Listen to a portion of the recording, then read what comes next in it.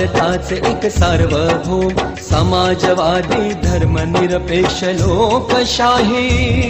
गणराज्य घडवण्याचा त्याच्या सर्व नागरिकास सामाजिक आर्थिक व राजनैतिक न्याय विचार अभिव्यक्ती विश्वास श्रद्धा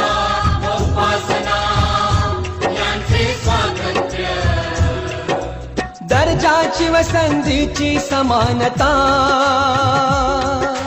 निश्चितपणे प्राप्त करून देण्याचा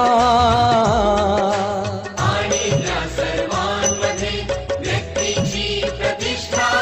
व राष्ट्राची एकता आणि एकात्मता